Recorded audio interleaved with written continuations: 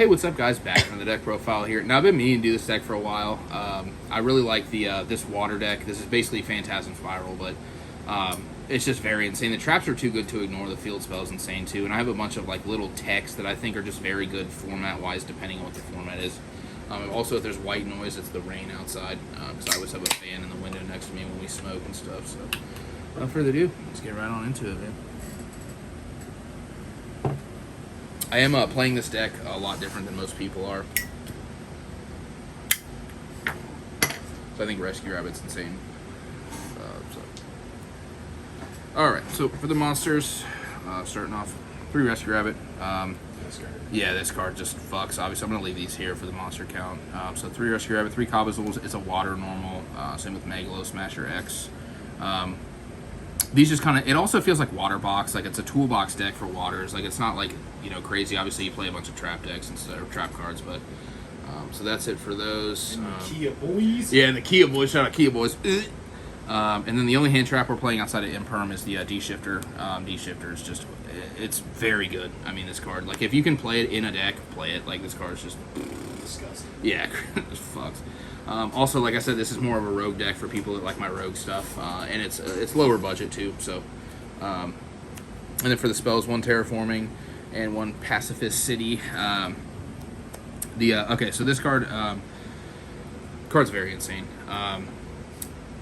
Basically, whenever you normal summon or special summon exactly 1 normal monster, you can add a Phantasm Spiral card, from deck to hand.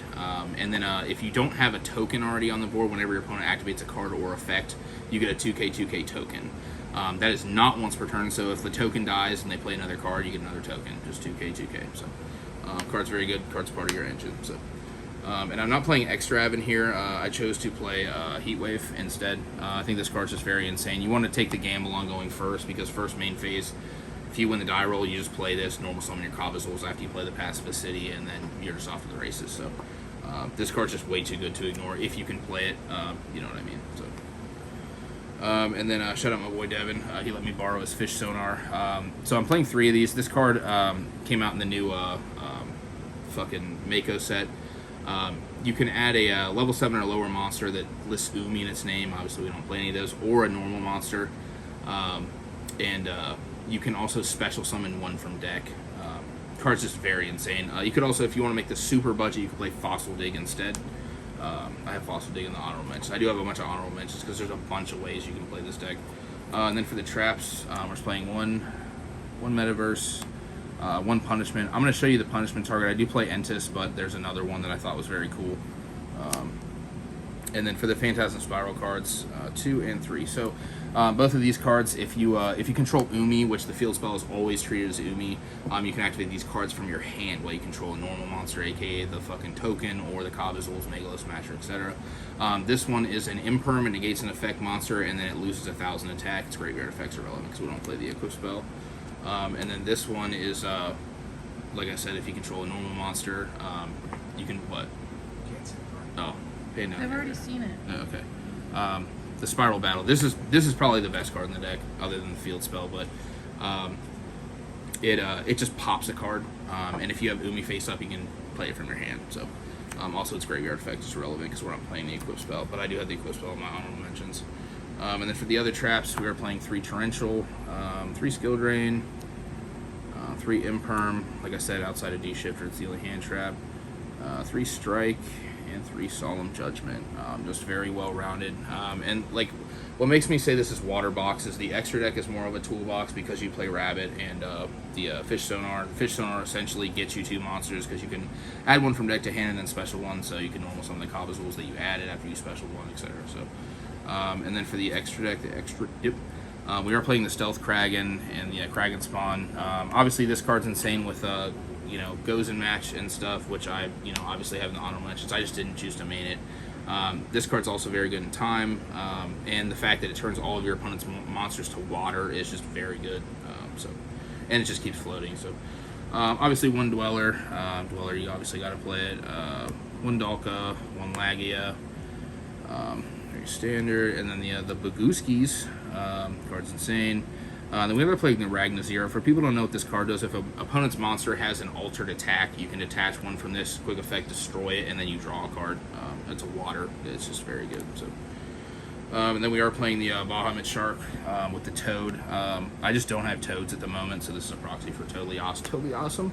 I know splites are coming and all that shit. So, and then we are playing the basically the Gaia Charger for the level 4s, just so you can make more Zeuses, because we are playing 2 Zeus. Obviously Zeus is broken, so and then like I said, for the punishment we are playing the Intis and the so these are the 2 cards that are very insane. So obviously the Topologic Bomber, and then I can't remember the name, is World Code Dragon. So World Code, the interesting thing about World Code, there's some thunder for you guys if you heard that. World Code, you send it off punishment if you're playing against like the Dragon Link match or whatever. You can banish it from graveyard to send a 3k or higher attack, I believe, Dark Dragon monster on the board to graveyard, and then you can summon a Topologic monster from your extra deck. So if you fucking punishment, send this, it's 3k attack, they're playing something like that, you can banish it from graveyard after you do that to send one of their guys, and then you get Topologic Bomber, okay? Now Bomber, the crazy thing about Bomber, with the field spell, is every single time they play a card or effect, you get a token. So when the token gets summoned to an arrow, it regekis. So every time they play a card or effect, it just summons a token and regekis again. So it just keeps going over and over again. That's like the gimmick of these 2 cards. So you guys can kind of test what you want with it. But my extra, or my honorable mentions, I'm kind of speeding through this. But since this is a rank 4 deck, kind of reminds me of the old Dino Rabbit, one of my favorite decks. Yeah, the best deck. The this guy. So the God, it's been so long, I can't remember the names. Yeah, Castel, dude. So Castel is a level 4 or a rank 4 Wind-Winged Beast. So you could actually play the Harpy's Featherstorm in this deck if you draw a Rabbit, because you can Rabbit for like 2 Kabazuls into this, just leave it face up and then set the Featherstorm. So it's just, you know, something to note. Also, well, I'll get to that. Also the Cowboy. Tornado Dragon, shout out my boy Devin. You can also make the Chakanine into the Borbo, like all the zoo monsters into the attack directly into Zeus with like 6 materials, if you want to do that route. Just something to note. And then also for the EEV, you can play Crazy Box, which is just a generic rank 4 overlay, 3k attack dark monster, so you can EEV it for the trap decks or the spell decks, all that stuff. Also, some cards I did want to note. Shout out my boy Devin for letting me borrow this. This card's very good. I just didn't play it because it has to stick on the board in order to really fulfill its destiny. I felt like, so it just didn't really make it. Plus, it's a tribute monster. I'm just not, But you can add it with Fish Sonar. So, and then I did want to mention the Extrav. Like I said, I'm not playing Extrav because it conflicts with the Heat Wave, because you have to play both first card played in the main phase. And then this is the Rhoda for Torrential. I did want to note this.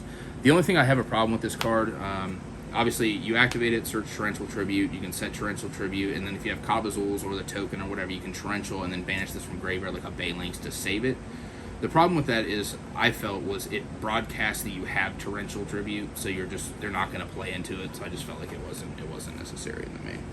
And then the Sea Stealth attack, I was not a huge fan of this card because I feel like it activates Pacifist City from your hand or graveyard. The graveyard obviously is very insane. Obviously, its effect is you banish a normal water, or banish a water, and all your face-up spell or traps can't be destroyed. That's fine, but people play Cosmic Cyclone. And then its other effect is if it battles a monster, basically you win the battle.